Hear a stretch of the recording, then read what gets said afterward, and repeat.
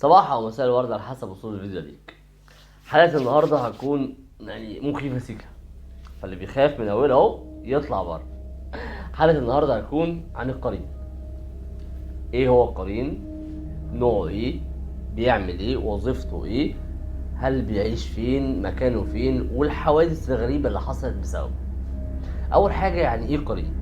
القرين هو نوع قوي جدا وشرس جدا من انواع الجن.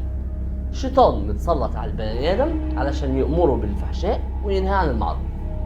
بيتولد القرين مع مولد الشخص نفسه مع اختلاف الجنس، يعني الراجل قرينته ست والست قرينتها راجل.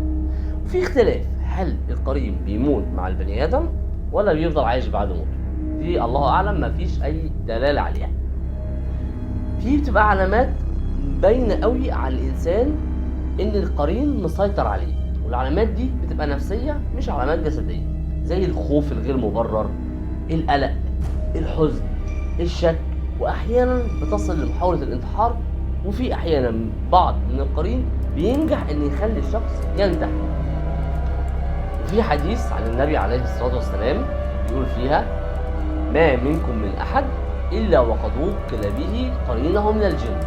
يعني كلنا كده بالصلاه على النبي، كل واحد فينا ليه قرين بتاعه. اللقطه بقى ان انت لما بتنام القرين ما بينامش، القرين بيتجول في احلامك، بتقابله كتير في احلامك بس ما كنتش بتلاحظ. بتقابله في شكل راجل اسمر جدا، بتقابله في شكل تعبان كبير معدي في وسط حلمك، بتقابله في شكل طور كبير قوي شكله وحش جدا موجود في الحلم بتاعك. او لو مش عايز يكون موجود في الحلم بتاعك تلاقيه واقف بره، ممكن يكون قاعد زهقان مش لاقي حاجه يعملها يوقع حاجه. انت احيانا بتقوم من النوم على صوت حاجه وقعت بس انت مش عارف هي ايه، فبتكمل النوم عادي. لا اطمن، ده القرين بيحب يهزر معاك. او احيانا بتقوم من النوم على صوت حد من عيلتك، اختك، اخوك، او اي حد بينادي عليك باسمك وانت بتقوم، تلاقي عيلتك كلها نايمه، فبتعتبر ده جزء من الحلم وبتكمل نوم. لكن اطمن، ده القرين قاعد زهقان ومش لاقي حاجه يعملها. مش عارف ليه خفت كده مره واحده، ما علينا. وفي احيانا بيكون القرين زهقان ومش لاقي حاجه يعملها فعايز يلعب معاك. يعني انت مثلا بتكون خارج من البيت او خارج من البيت وبتدور على مفتاح الشقه وعمال قالب الدنيا عليها يمين شمال هنا ومش لاقيها، ومره واحده بتلاقيها قدام عينيك، هي كانت هنا وانت مش شايفها. بيبقى القرين زهقان فعايز يلعبك شويه، راجل حاطط ايده عليها انت ما تشوفهاش، بس هو بيلعب، هما بيلعبوا كده.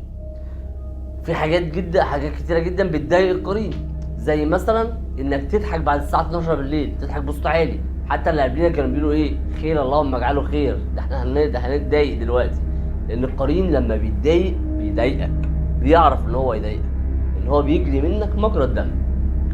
في حوادث بقى حصلت كتيره بان فيها القرين. يعني مثلا لو انت قعدت بعد الساعه 12 بالليل وبصيت في المرايه لمده طويله قوي ودقق جدا وبرق في المرايه، هتلاقي ان ملامحك بدأت تتغير او بدأت يظهر لك صورة القرين.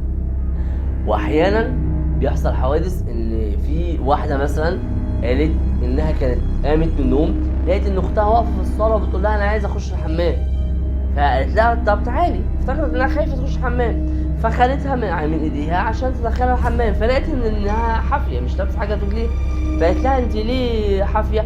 خشي الاوضه البسي الشبشب بتاعك. البنت ما عملتش اي رد فعل، فقالت لا، ففكرت انها كانت خايفه تخش الاوضه لوحدها. لا خلاص خليكي واقفه هنا وانا اخش الاوضه اجيب لك الشبشب. الغريب في الموضوع انها لما دخلت الاوضه تجيب لها الشبشب لقيت اختها نايمه جوه. جريت على الصاله عشان تشوف مين في الصاله، ما لقيتش حد. مين بقى اللي كان في الصاله معاها؟ الله اعلم. وانت احيانا كتيره بتشوف ناس لاول مره في حياتك بس بتحس ان انت خايف منهم، او بتحس ان انت حبيبهم جدا واكنك تعرفهم من زمان. ده ما بيكونش انت، بيكون قرينك. يا اما قرينك عارف قرينه، او قرينك تجول في روحه وعارف ان الراجل ده مش حلو او عايز يأذيك، او قرينك عايز يبث في روحك بعض من الخوف فبيقول بيحسسك ان الراجل ده هو غلط عليك فبيخوفك منه. حوادث كتيرة بتحصل عن طريق ان القرين بيحاول يلعب معاك، او زي في بعض الفيديوهات اللي انا هعرضها على حضرتك دلوقتي. يعني انت مثلا هنا بتلاقي ان واحدة بتبص في المراية، دققت النظر شوية لقيت ان قارنها واقف وراه. وفي برضو واحدة تانية وهي معدية لاحظت ان قارنها مش هي اللي عدت في المراية. وفي برضو واحدة تالتة كل الحوادث قعدت تبص في المراية فترة طويلة فترة طويلة لحد لما اتغيرت ملامحها في المراية. نصيحة مني بقى يا جماعة، أي حد عايز يترعب أو عايز يحصل له حاجة جدا يا ريت ما يبصش في المراية بالليل.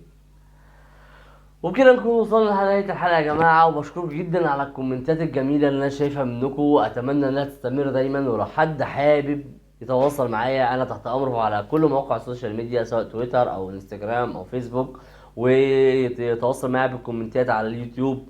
ولو احتجتوا أي حاجة أنا تحت أمركم في أي موضوع هنتناقش فيها. وبس كده يا سيدي، أشوفكم دايما على خير. سلام.